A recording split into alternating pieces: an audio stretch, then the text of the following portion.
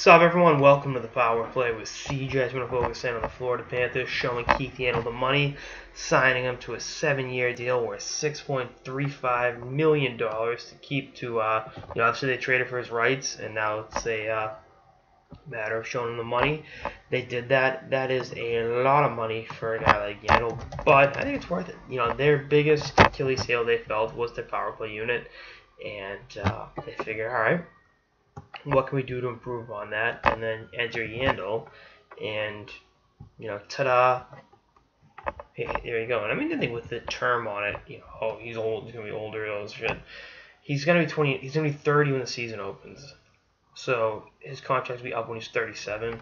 I mean, I know it's atypical, but I mean, Jumbo Joe Thornton's Jim's second-team All-Star, and he'll be 37 on, I think, in July. So, I think you got to look at it and say to yourself, well, he's shown he can be a durable player. He can be a major weapon on the power play. He won't have to, play as many tough defensive minutes with a guy like Aaron Ekblad on the team. And, just go from there. Again, I think this is a really, really great deal for Florida. He's the biggest, marquee player. I mean, I don't know. Obviously Yager, but a little bit older.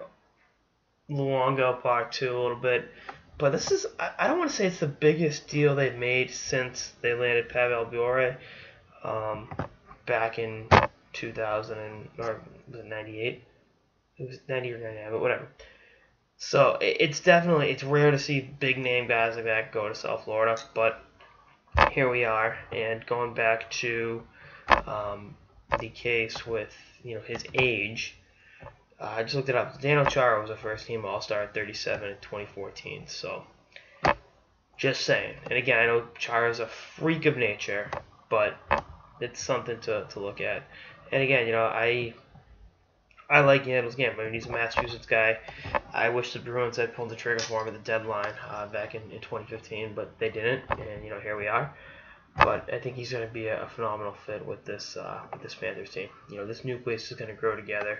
And having an elite offensive defenseman like Keith Yandle, who was one of the Rangers' team MVPs this season, into the fray will definitely help them out.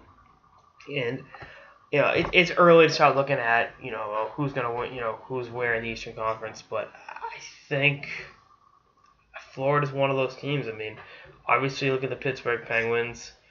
Yandle's former team, the Rangers, are gonna I think regress. Philly's coming up. Montreal will be back. Tampa, with or without Steven Stamkos, is still going to be really good. And Florida is very much in that mix. And I'm curious to see, how Dragolant really helps mold this team to a unit that goes to the next level. But I'll tell you, having Keith Yandle in the mix definitely helps that out. And again, $6.35 million. He's a great. You need offense from the point. He does that. He's making more than Duncan Keith, but Duncan Keith's contract's also, you want to talk about a banana land contract. Duncan Keith signed a 13-year deal in 2010. So, their deals will expire about the same time, and Yandle's at least 2 or 3 years younger than Keith. So, I'm not saying he's the same player, don't quote me on that, but just in terms of the contracts and shit. So, hey. See how it all works itself out, but I am very optimistic this is a good move for the Florida Panthers. Anyway, that's all I got in this episode of the Power Play with CJ. Stay tuned for more episodes throughout the off season and beyond. Later, guys.